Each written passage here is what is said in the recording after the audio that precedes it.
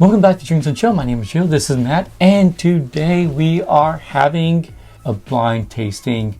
Yes. Matt edition. Matt edition.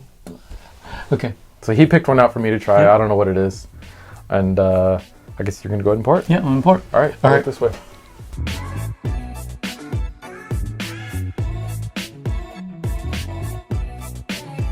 Finish, good sir.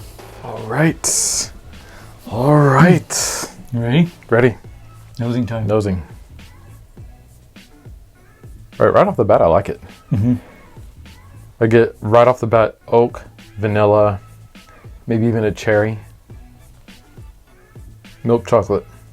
Is it milk chocolate or dark chocolate? I think it's milk chocolate. I was kind of asking myself that in my head, but I think it is milk chocolate, for me at least. Maybe you're getting dark chocolate. Maybe.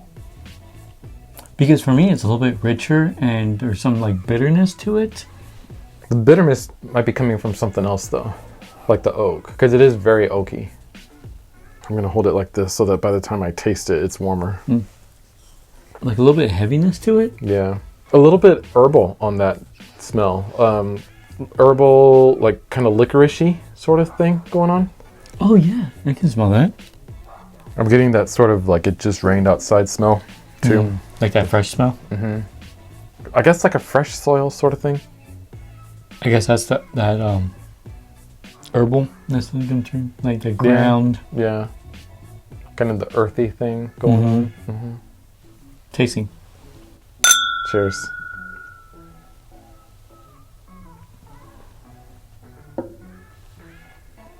I think this is one of the few that every scent you get in the nose, you get in the taste. Yeah. Although I feel like the prominence of some of those scents are different. Like the herbal came through much more on the taste than it did on the smell. I got the earthiness. Yeah, the earthiness is still there. Even that chocolate is sort of there, but on the smell it was more prominent. On the taste it's more in the background. A little bit of sharpness, a little bit of alcohol impact. A little bit, yeah. Mm-hmm. I think that's from heating it up. Might be. Second sip. On that one, the vanilla stood out a lot. I was going to say on that one, the licorice stood out a lot. Mm.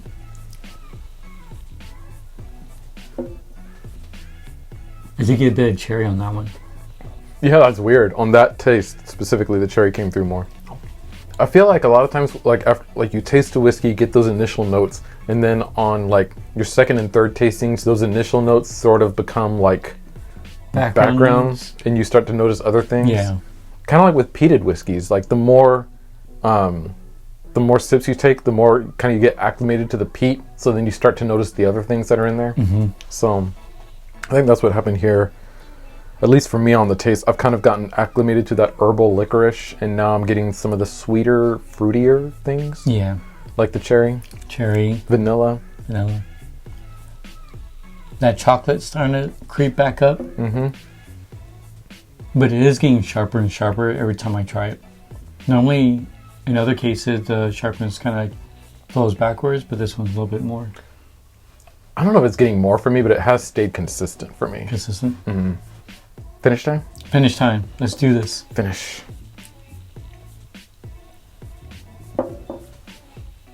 The oak sticks with you in the finish. Yeah. Oak and vanilla. Mm-hmm.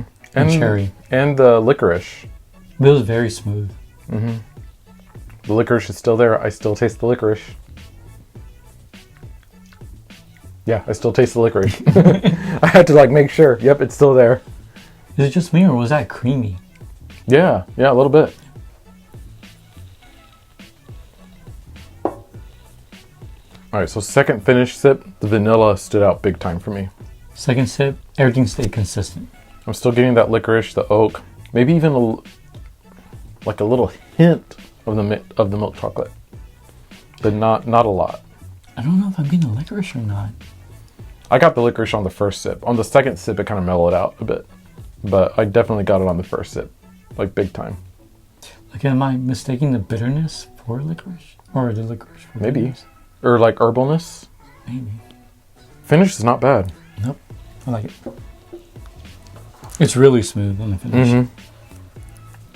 The finish for me is very similar to the taste. Like pretty much everything I got on the taste is still there on the finish. Mm-hmm. This whiskey has been very consistent from nose, taste, finish. Did you want to take a guess? I will say it is a bourbon. Okay. I will just say it is a Kentucky bourbon. Kentucky bourbon. It's probably a Scotch for all I know. Well, you've done that before, right? I have done that before. Since you already made your guesses and everything, we've had this before. Oh, okay. And I felt like, you know what? We never went back to it. And I kind of want to see what it's like again. Oh, okay. Ready? Yes! Maker's Mark. Dude, cherry was one of the first things I picked out from this. The FAE-01. Oh my god. I remember loving this the first time we had it. Oh, So this is a yearly, not even yearly release, because they haven't released another one in a while, right? Another special edition one? They have. We just don't have them. Oh, okay. Yeah. But this was the 2021 release, I think? 2021. Yeah. FAE-01. The year this came out and we tried this was the first year that we were doing like whiskey reviews. And this was like one of the first whiskeys that we reviewed on the channel that was like new. Like before we were just reviewing whiskeys that like had been out for a while. But this was one of the first ones we ever reviewed that was like, oh, this just came out. So, and I remember loving it at the time. Yeah. Dang. It still holds up. It does. I was like, you know what? I really want to go back to this one. Yeah. No, I don't blame you. Shoot. Oh, this was fun. You know what? Like, we should go back to more of these like limited release ones. Just to see like if our thoughts on them are the same as they were before. I feel like we really liked this when we tried it the first time, and we really liked it again this time. Whoa. Thank you. Dang. All right. Maker's Mark FAE-01, like a full, like right at the top, has been added to the infinity bottle. So we have a rating scale. So our rating scale is nose, taste, finish. Nose is out of 3, taste is out of 5, finish is out of 2, and it will all go to 10. Yep. So on the nose, I rated this out of 3 a 2.5. 2.5? Okay. Mine, 2.7. Oh, okay. Yeah. Yeah, you liked it a lot. I did. Yeah. Do you think knowing what it was had anything to do with your high rating? Yes and no.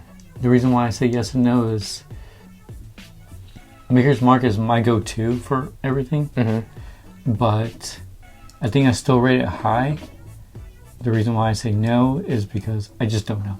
I don't know, because there was that one French oak cask. Yeah, there's been a couple of misses for you on Maker's Mark lately, On the taste, I gave it a 4.0. 4.0? On the taste, I gave it a 4.6. Wow. And that might have changed. I think I would get a little bit lower if I didn't know. Yeah.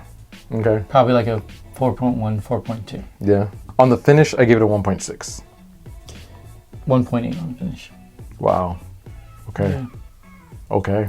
I think this actually went up from my last time. It sounds like it might have, yeah. Our total scores for the Maker's Mark FAE-01 will appear right here, so you can see how it ranks for us.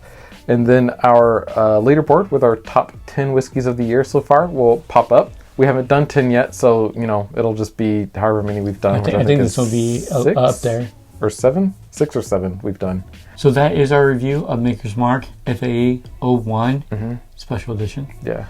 If there's any other Maker's Mark that you've tried that you want us to try, then let us know in the comments below. Anyway, thank you so much for watching. Like, comment, subscribe, hit that notification bell so you know whenever we post. We'll see you next time. Cheers. Cheers.